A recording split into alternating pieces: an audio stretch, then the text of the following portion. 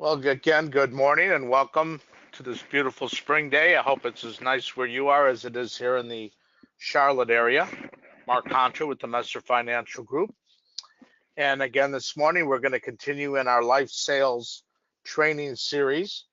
And this morning, as you can see on the screen, we're going to be working with the personal planning questionnaire. As in the past, just a couple of housekeeping items. We do want to make sure your phones are muted. So just make sure you can check that, although the system has you set up that way.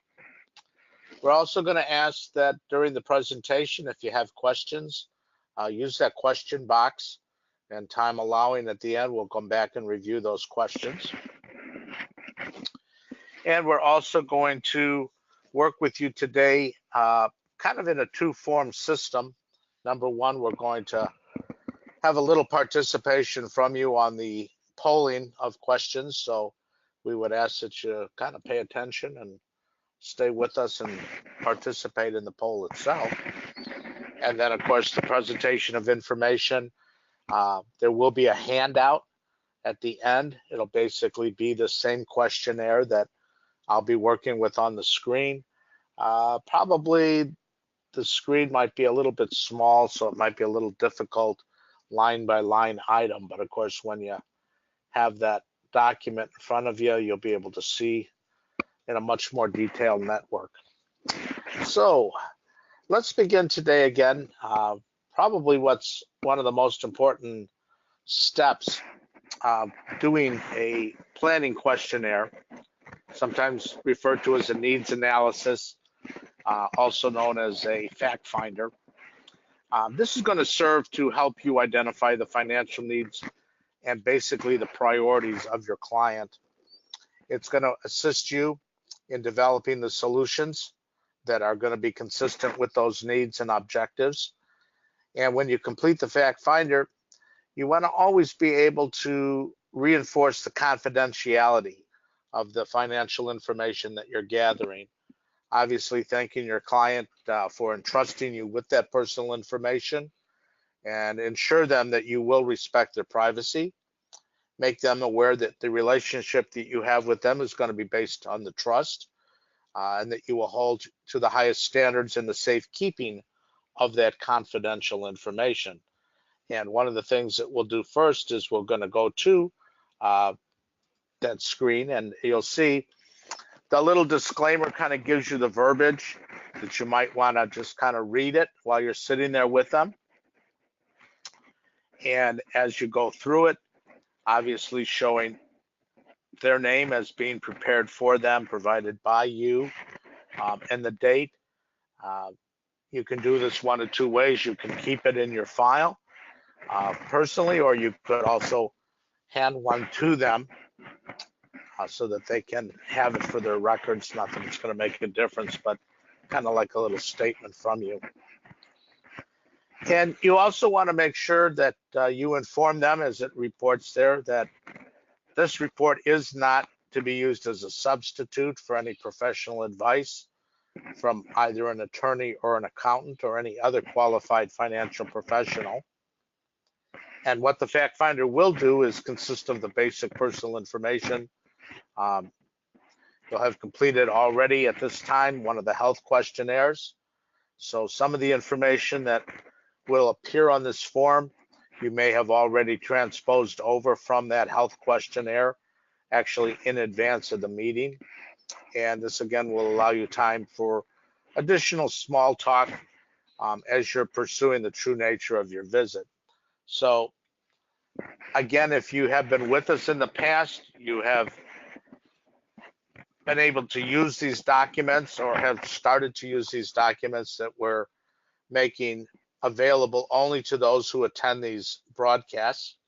So that is certainly one of the greatest benefits of being with us today.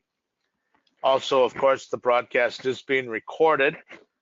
So for those who cannot attend, you can get the blood and guts of it, but that's not necessarily going to allow you the opportunity of having the tools that are going to be necessary to forestall and go on with that. Probably one of the most important parts of doing a true financial plan or fact finding is that you as an agent recognize the need to listen more than talk. Now, I'm not a very good example of that as I do this broadcast and training today, because I certainly will be doing a lot of the talking.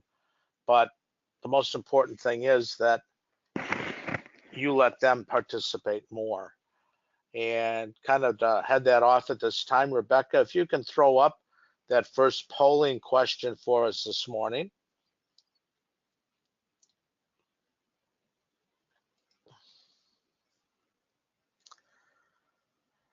So we just want to know currently if you have a tool like this that you have been using, some type of a form that either you've developed or that you've found on the internet and been able to use and find to your best ability.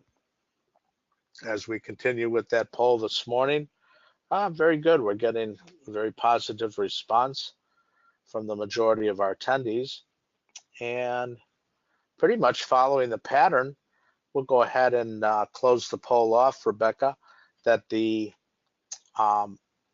majority of you kind of almost like right down the middle, 50% of you have a document you're using and 50% of you don't.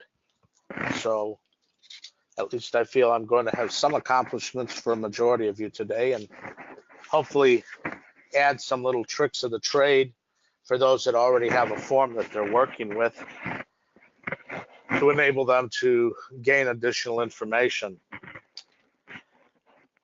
Again, as always, when you're asking the questions, you want to make sure your client has the opportunity to express themselves. You do still need to, most importantly, maintain control. But of course, you want to make sure the client tells you what they want, what they need, and why. And certainly this is going to make your job a lot easier. I think a lot of agents are sensitive or concerned when they do a fact finder and gather the pertinent information, that how are they going to make the right decision in what they present. Pretty much what's going to take place is they're going to tell you what they want, and you're pretty much going to go back and do your homework and present to them both what they want, or if your determination is such that you have better than what they want, of course, obviously, you're going to present them with that and come across as that professional that you certainly are. So in the end, you may just wind up presenting those needs and wants because you've listened, and just based on that alone, that will make the sale. So you'll eliminate the fear of a closing situation with objectives, because most of the time, again, as they hear things that they've asked for and you've responded to, they're going to roll right with the flow. Also, of course, it's very important that you recognize your responsibility to educate them so that they can better recognize that there is a problem, and that you, again, as a professional life insurance agent, have a solution to that problem. Their needs may be greater than they realize. It'll be your responsibility, of course, to be able to present that to them, and again, presenting that as a potential problem for which you have a solution and an answer.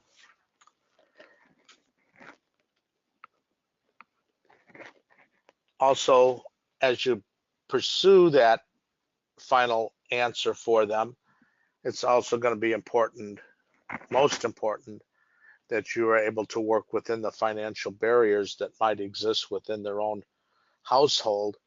I don't personally believe that you can ever have too much insurance, but obviously based on the costs involved with their household living, you might not be able to provide as much as you feel that they actually need. You see on the actual form, again, I'm sorry and I apologize that it's a little bit small on the screen. Some of the information we have there at the very beginning, their name, their date of birth, email address, height, weight, tobacco use.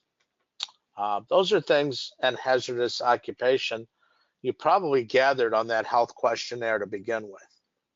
And again, as I expressed the need that we have the exact date of birth as we go into the actual quoting for the life insurance. We don't want to get caught in a situation where a client gets aged up.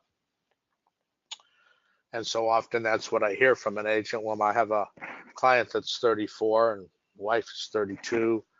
And then we go back into the discovery by dates and recognize that they've actually been aged up to 34 and 33. So very important that you're always using the date of birth.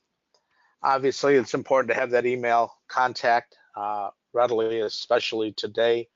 You'll need it as you get into the process when you're doing the application. Follow up with the carrier. You're probably going to have some needs, and a phone call is always good, but the email, of course, today seems to get the most activity. On the child information, and again, we had some of that on the health questionnaire, but having that name and the date of birth is going to be important as you develop that relationship for potentially child protection in the original applications for the parents, but hopefully in the future, the additional business you're generating for both policies standalone on the children and, of course, planning perhaps for those children in an education format in the future.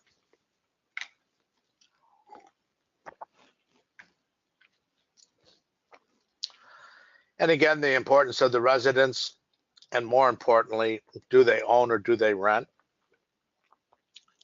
And then, of course, asking them the true financial business of how much they spend on that mortgage and how much they spend on that rent, and if they do have a mortgage balance. I think many of you are aware or have heard the term mortgage insurance. And mortgage insurance itself is simply term life insurance that someone is taking out. Many times they get that product from the lender that they purchased the mortgage through, which is actually not the best, and that truly is mortgage insurance. And the reason I say it's not the best is normally what that is a policy written on the amount that is the balance on the mortgage, and they're paying X amount of dollars per month. But the coverage itself, of course, is going down over time as the mortgage is being paid down, and the premium never changes. So in the reality, they could have a $200,000 mortgage, and they could take out that mortgage insurance, and they could go all the way out 20 years and still be paying the amount of premium on a $200,000 mortgage and only have a balance of 100. So it's a tool or a knowledge that you should have to make you more aware of the benefit of taking them away from that type of a product, and make sure that they understand the benefit of using a product that you have that's going to keep them on that consistent basis of premium and death benefit, because again, that's all the mortgage insurance is designed to do, is to cover that death benefit. It's also important that you continue to look at the additional information of what we would call from a professional advisor. You do want to know if the client has a will. You want to know what type they have. You want to make sure that they have a will on both the husband and the wife, especially when there's children involved. The worst possible situation is having a death occur without a will, having the benefits go into an intestate situation, having a court involved or a judge and attorney, etc., eating up some of the dollars of that estate in order to take care of the settlement. but most importantly, that they have the will in the protection of the children, the same way that they have the insurance to protect that future of the children. That will is going to give the protection of knowledge of who is going to care for and maintain those children in the event of a, God forbid, a simultaneous loss of a husband and a wife. And again, they want to make sure that they have that. So if they've gone ahead and taken care of the will, if you could find out who the attorney is, and in that same step of professional guidance, if they have an accountant, if you could find out who the accountant is. Now, there's a couple of things going on here, and I guess we'll go to that second polling question if we could.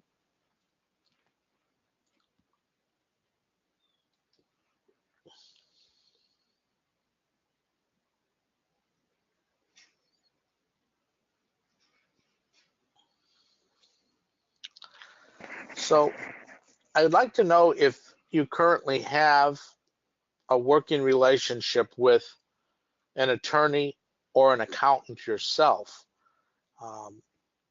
And that is someone, it could be your own personal attorney and accountant, or it could be an attorney or accountant. And primarily here, what we're trying to do is have a working relationship in a format of a referral basis. We want to be able to not only inform our client, but let them know that if they don't, you as a professional have another professional you would like to guide them to. Of course, the big picture there is that you will be able to develop additional activity through that accountant or through that attorney on a referral basis, not only from what you're doing for their benefit, but hopefully in turn that they recognize your professional abilities and will also do the same when they're working with their clients, asking them about their particular insurance needs. We're also going a little step ahead, but still gathering this information for a purpose. Eventually, when we get into the presentation, and we're going to find out if there are people that they rely upon in the decision-making process. So knowing who that is, being able to at some point communicate with them to enable your presentation to stand up better in your sale so that they don't go to an advisor who wants to take it away and pull it off the table from you. You're not going to see that in your basic presentations of term coverage, etc. But as you get more involved and you're working with clients and doing something of the sort of a financial plan, certainly you're going to have interference set up through both the attorney and through the accountant. That if you have a working relationship, obviously it's going to make it a lot easier on you going forward. So again, great to have that knowledge. Don't forget about the will. Eliminate the potential of the probate. And recognize that, again, you might have the opportunity to work with some of those professionals for your own best interest. We have additional information on this page that we want to gather. We want to know what type of an occupation they have, and also closing out that poll. A little bit less than 50% this time. More people not having a professional that they work with versus those that do. So close to 50, but again, more people not. So get out there, build a relationship in advance, introduce yourself, find a need personally. If you don't have a will, go get one done. Get that attorney and let that attorney know you'll be referring others to them. If you have an accountant, obviously took care of your taxes this last year, go ahead and make sure that you bond that relationship for future business. As we look at that occupation of the client, we'll be able to tell a lot more immediately um, as far as what we can expect. It's not that pertinent right now when you're working with a husband and a wife and perhaps a family relationship for that insurance. But obviously, what we're trying to do is open up our windows and see what else is out there. And by knowing who they work for and the type of business that they're involved in, may give you the opportunity to go forward, not only back to that company, looking for additional opportunities within the employees of the organization, but perhaps your client is an owner and perhaps you want to build that relationship to be able to work into a buy sell.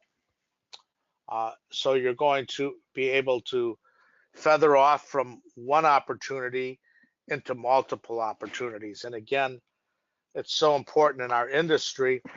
We started with our training in the first meeting discussing, building a book of business.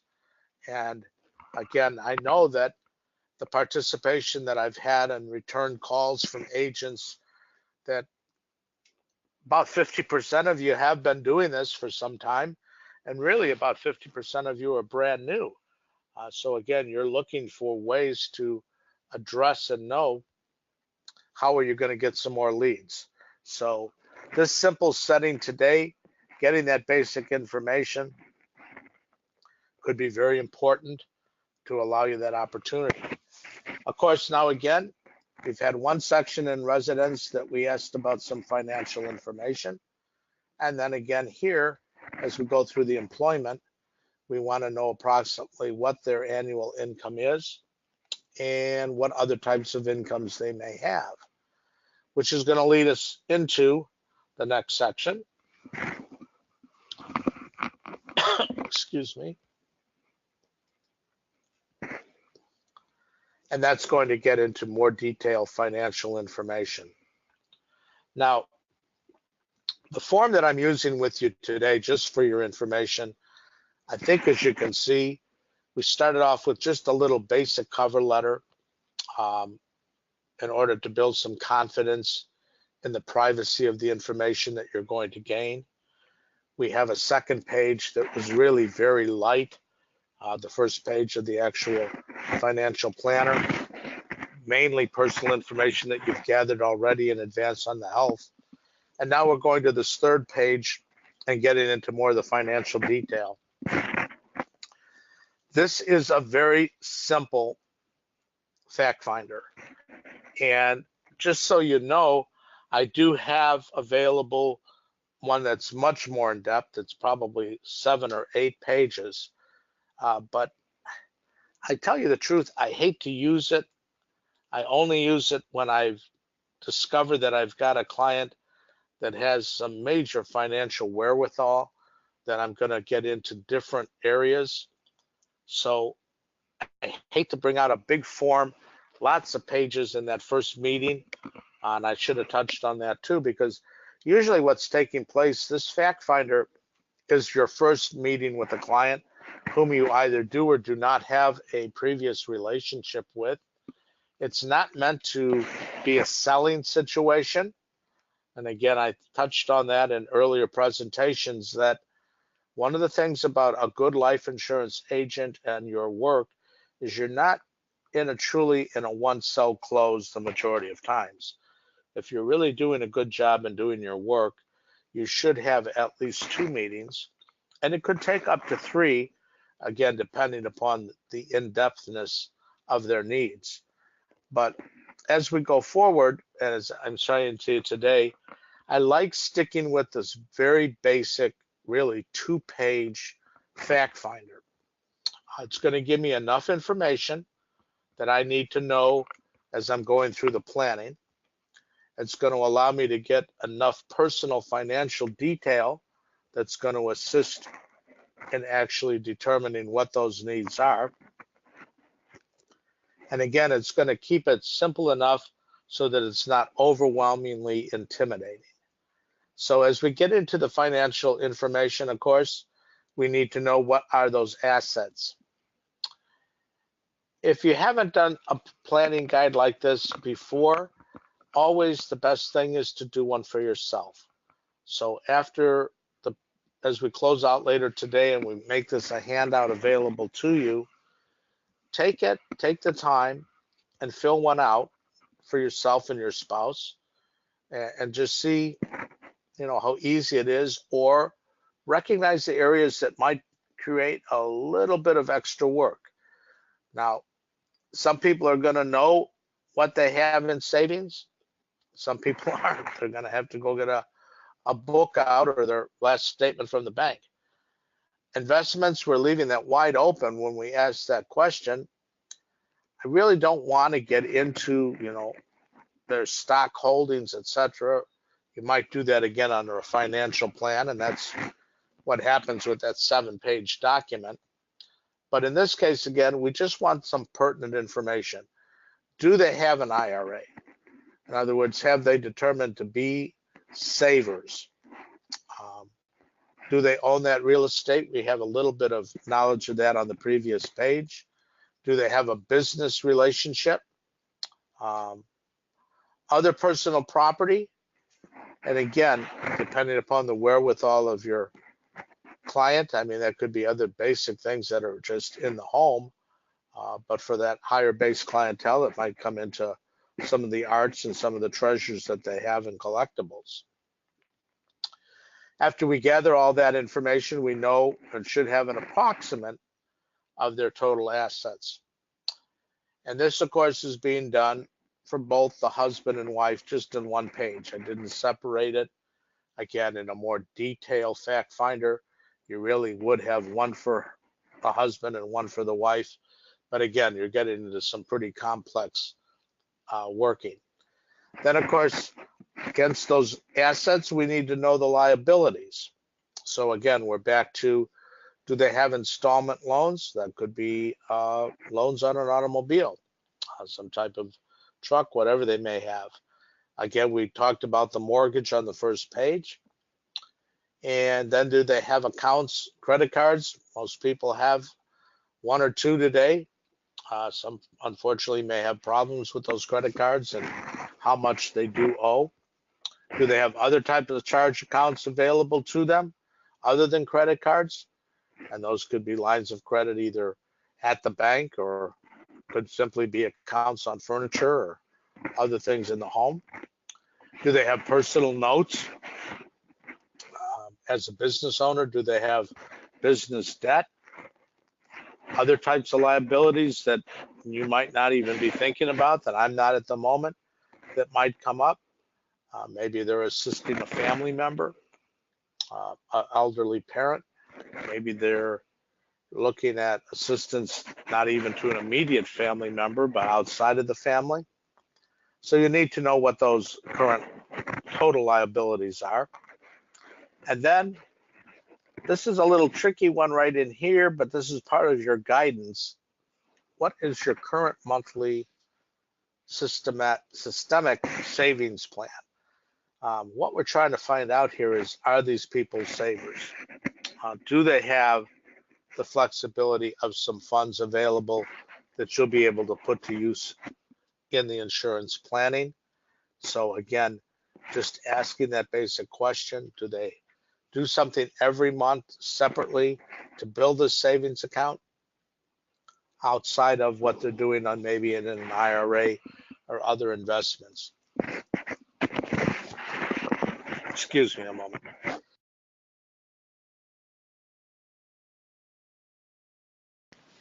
I think some of the allergies are in the air here and giving my throat a little bit of stiffness. Okay, so hopefully you can determine assets versus liabilities. Of course, once you do that, you're really going to have a good picture of where they are. Now, it's not uncommon when you're working with a younger couple today that their liabilities are going to be greater than their assets. And that's actually a benefit, believe it or not, because that's why at that younger age, insurance companies are able to offer higher limits on the insurance that they're going to offer. So again, in those younger people, once you've determined what that income was, perhaps 20 times that income might be a base you'll use to determine their insurance needs that, again, is going to design for the family going forward, so that if the event of a death, that these liabilities that we've discovered, and again, that's our work here. We're trying to make a discovery. We're trying to find the problems so that, again, we can come back and offer the solutions. Obviously, we need to know if they have insurance in force. If they do, if you can find out what company they have it with, if they can pull the policy, if you're in their home, get you a policy number and a policy date, again, so that you know what that face amount is, know what the premiums are that they're spending on that coverage, and again, touch on the beneficiaries. Now, why would you want all that information if it's business that you don't have in your own book?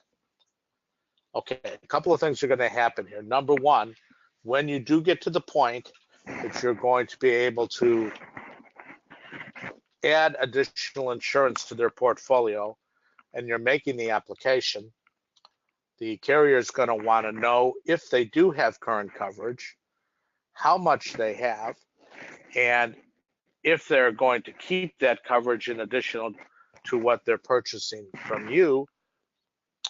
And they would also like to know the policy number and the date that the policy was issued. So it's important that you may have someone that has a 20-year term that they're already 15 years into. There's only 5 years left. Obviously, they need to enhance that insurance with more coverage at their current age, knowing that there's a policy that's going to expire. Also, it may open the door for you to know and be appointed with that same company through whom they hold that insurance, that perhaps there's a conversion benefit out there. Most people don't know about conversion. Okay, that's again part of your benefit of being an agent. Obviously, you need to be appointed with the company that the policy's with if you're going to go into the conversion. You're going to need to know what that policy number is to get the pertinent information from the insurance carrier. Date so much is not important.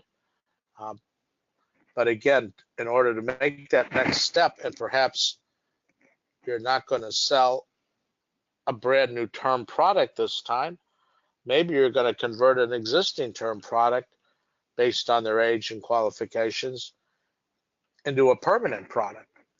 So you're going to build from what they have.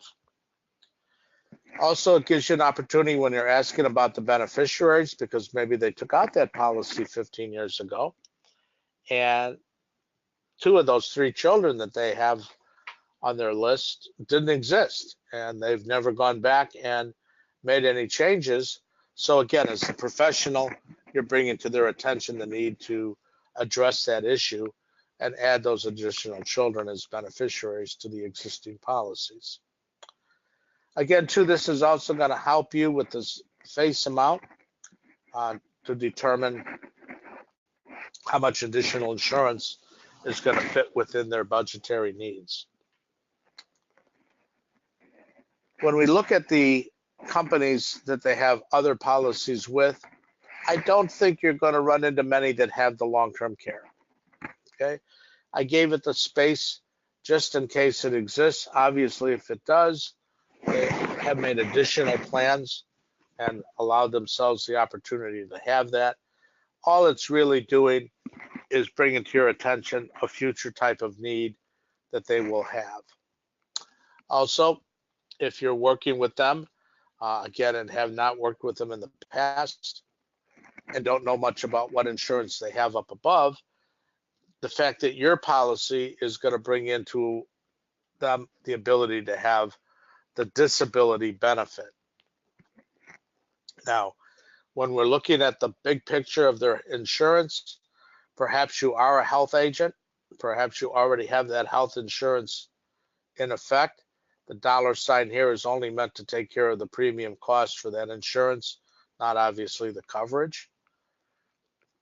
It will open the door to you, of course, to add the other supplemental insurance, whether that be critical illness or disability as individual policies, number one, or as we'll talk when we get into carriers and talk about which products might be the best fit, we may find ourselves leaning heavily towards a carrier that today is offering living benefits that wasn't available 15 years ago when they bought that initial insurance.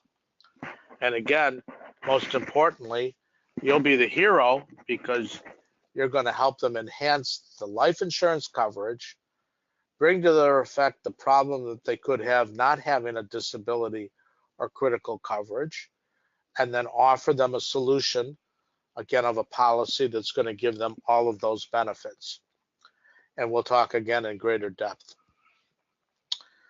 Last but not least on this little page of insurance, we have PC for that property and casualty.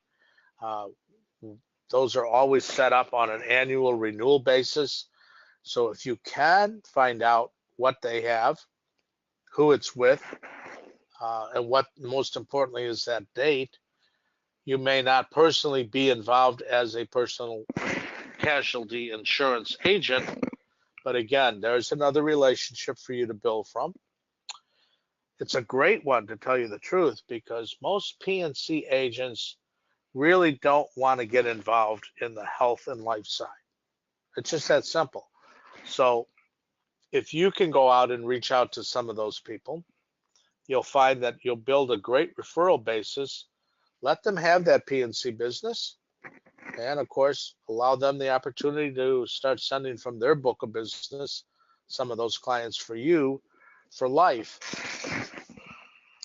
If you work in the industry long enough, you're going to find out that when you're your own personal, well, let's go right there. That's probably the best place. You've got insurance on your car, and you've got insurance on your home. Who's it with? There's another agent for you to contact and build a bond with. But also, the thing is that most agents don't go out and get licensed to sell life and health, property and casualty, Medicare supplements, long-term care, and other advanced type of sales by getting series licenses. That's very unusual. It also has you working in a lot of different pots at one time. Not that there's anything wrong with that, but sometimes the ability to be more specialized and centrally located with your business is going to get you better results. My point, though, basically is that if you look at the company that you have, if it's State Farm, Allstate, Erie, Kemper, let's go on with a number of them, and you hear those names and you recognize them and you say, yeah, those are property casualty companies. Do they have life insurance? Actually, they do, but the products that they have are not competitive. So again, that guy sitting in that P&C office has a book of business and does occasionally have clients that say, hey, what can you do for my health, my life insurance?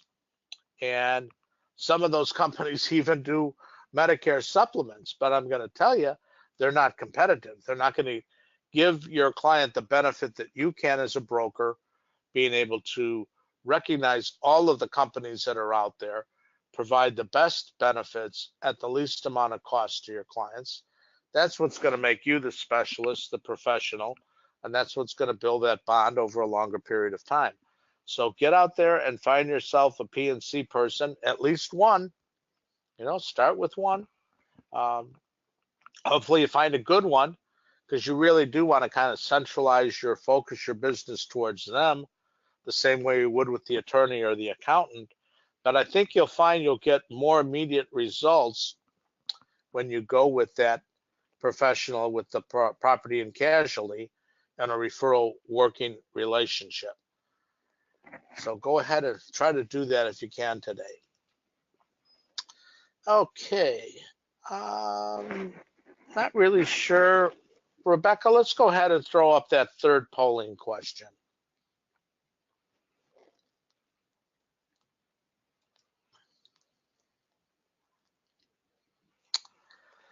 Okay, so a little multiple choice for you today. So there you are, you're gathering the information. Do you want to talk a lot and impress your clients with how smart you are? Do you want to listen more and talk less? Do you want to just get the information as fast as possible and get the heck out of there? And unfortunately, I laugh thinking about that, but I've gone in and helped agents, and basically that's how I felt. It was like, oh my God, it was wham, bam, thank you, man. Just get the information and get out the door. Uh, and again, too, the last one, do you want to be not concerned about the difficulties and what the situation may gather? So obviously, it's apparent we want to listen more and we want to talk less. Thank you very much, Rebecca.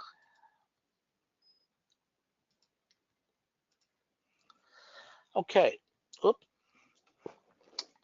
Now what we have here in the final portion of this, and again, I'm hopefully impressing upon you the need to get as much as you possibly can.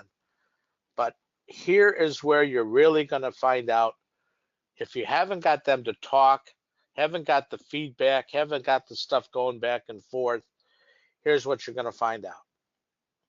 What are their priorities? So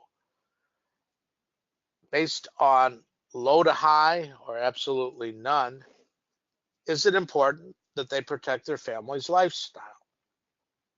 I think most of the cases you're going to get that to be a high priority. You're going to have situations where they feel that protecting their income is also high or medium. Now, that could be a couple of things. That protecting the income might, again, fall back on the disability insurance that you could provide to help protect that income. It also might come into effect of planning for that retirement basis in the future. Touching on protecting the income, just for your information, next week on May 3rd, once again, Shar from North America will be joining us, and she's going to be talking about life insurance for income protection. So again, what we're going to try to do this year, more or less, is blend your needs, your ability to make more sales, get you sales basics and training, and then on occasion, have the opportunity of a carrier that will provide us with the knowledge of how to use that in a life insurance basis, so that we've tried to get away from doing training with product knowledge, only on the occasion that that product knowledge fills the need of our sales ability. So again, please be prepared to join us next Wednesday when North American will get aboard with us and we'll do a little bit of work on income protection. You're also going to find out, though, again, during this planning session and priorities, if funding education for the children is going to be a priority. And if so, obviously that's going to take us into a different aspect of the types of insurance that we're going to sell. Protection of this nature is only going to be available through permanent products. And again, we'll talk more on that as we get deeper into the business itself. Also, do they have, and we found out a little bit earlier, if they had savings, if they had a systematic savings plan, but again, maybe they haven't. Maybe it's important to them and they finally come to the point where they recognize that it is important that they implement some type of a savings plan. And again, when we're going to talk about using life insurance for a savings plan, we're again going to get to a more permanent type of a product. Do they also want to plan for that retirement? And again, if that's the case, we're just building our knowledge and recognizing the need we're going to have to get back to them with products that are permanent, that they truly can build into a retirement plan. Again, with maximizing or minimizing the estate shrinkage through life insurance, again, that's going to be on the permanent products. So all these little questions, just getting their feedback, high, medium, low, is going to gear you towards the other products. So again, don't be intimidated. Don't have the fear that you won't be able to determine what their needs are, because again, as you ask this basic information and have those discussions, they're going to tell you what their needs are. All you're going to do is go back and start formulating with the monies they have available what product they're going to be able to best fit with. So you may find out that they do have a business, that they are concerned about the business continuation and having a plan for that, business succession, business again with business partners, having a plan built into effect with the business insurance, again, a product that you can sell either on a term or permanent basis. And again, as we come through, as we've done, most of the information we've gathered here today is going to be pertinent to that decision. The very last question is probably the most important of them all. How much do you feel comfortably setting aside on a monthly basis?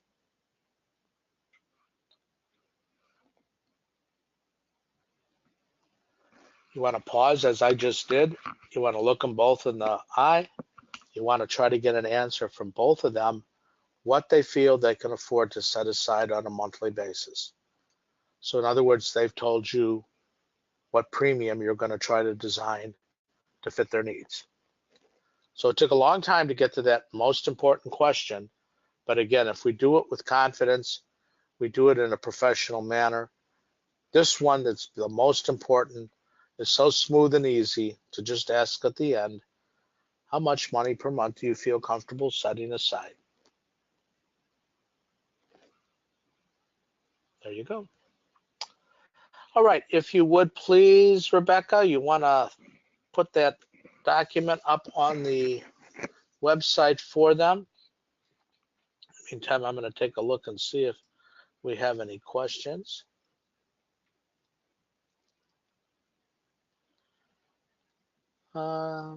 Looks like someone was trying to tell me that they couldn't hear me. I hope that you did hear me. I hope that the recording is there so that everyone has heard what I did say and talk too much.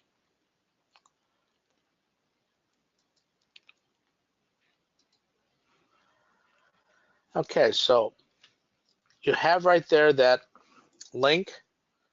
You want to download this file for yourself for future use. Again, it's the blow up. There is the disclaimer that we started with.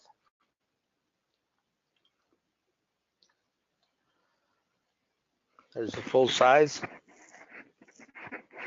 We're going to gather that information. And then, of course, the third page and the most important page here. This one, I guess, is a little different than I walked through.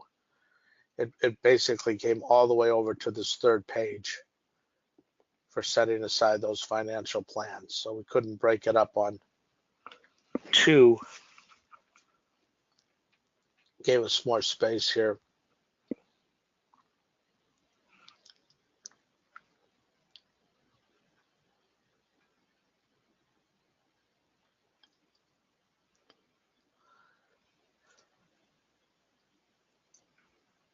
And I'm just realizing even myself as I'm looking at it on this page 2 where we had the other insurance, and I talked a lot about building a relationship with that P&C existing agent.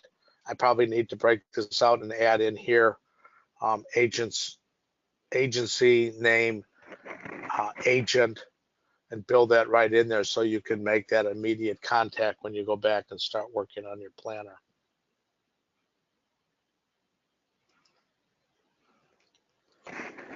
Okay, here's some more questions. I'm sorry. I didn't see.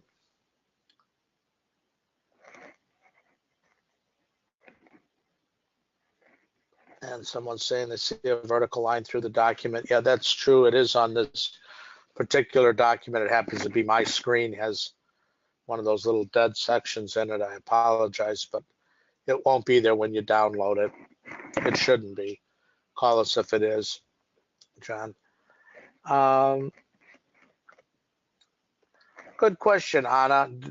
Do the illustration towards the premium that they want to pay or towards the need that you develop from the form? It's kind of a little bit of both. I would be prepared to have in my presentation illustrations that serve their needs, that might stretch their dollars.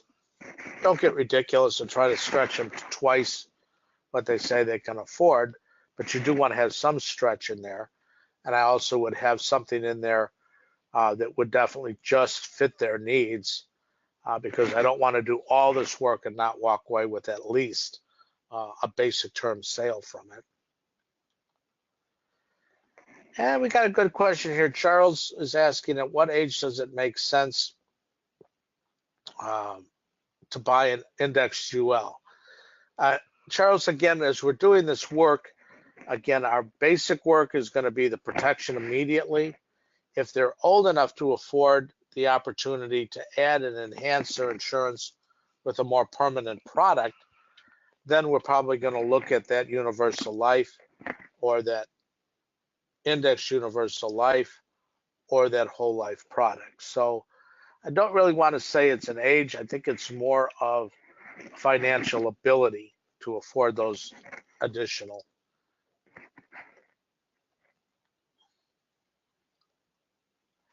Okay. And then it says, can you redo and get rid of the line? A cleaner copy.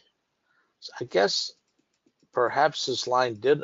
If it did, I'm very apologetic, but we'll have your names here as attendees today in your email, and I'll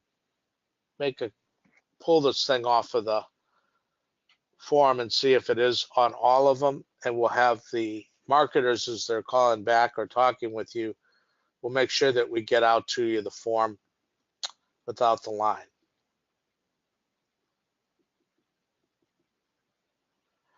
And then Julie wants to know if she can get the form without the Messer name on it. Well, Julie, basically what we're doing here is we're providing you these benefits at Messer.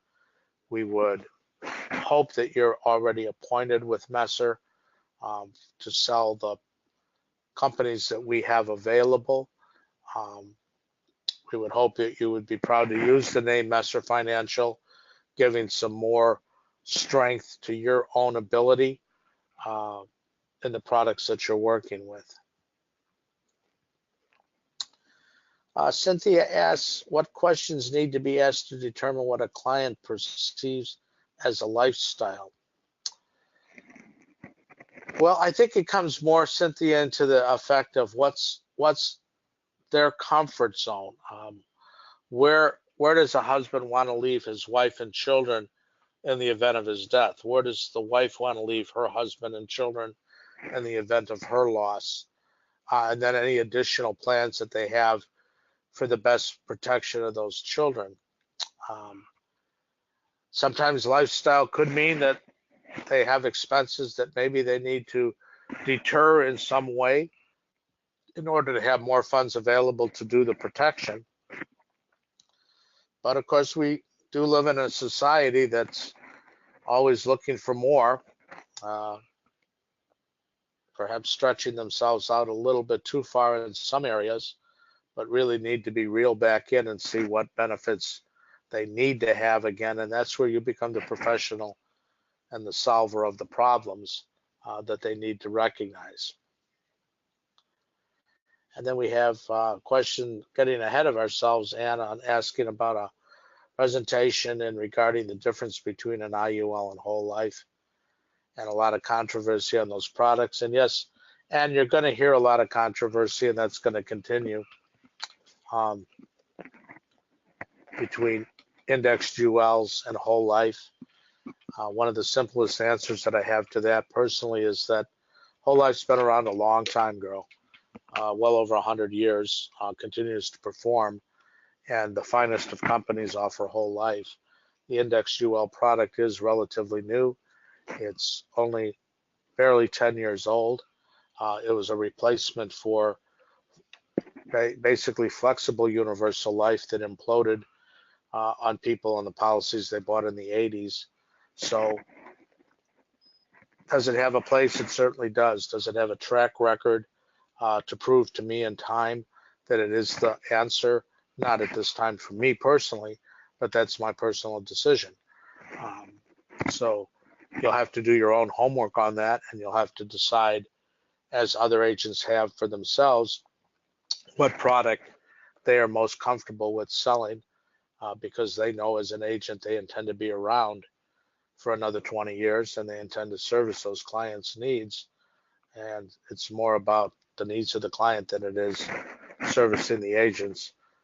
So be careful. Look at the companies that offer them. Look at the protections that have been put in place.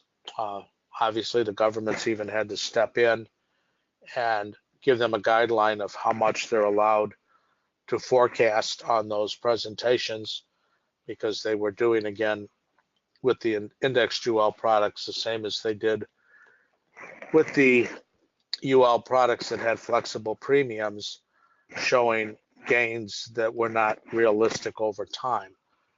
Today, they've all been locked into not illustrating greater than a 7.2% return.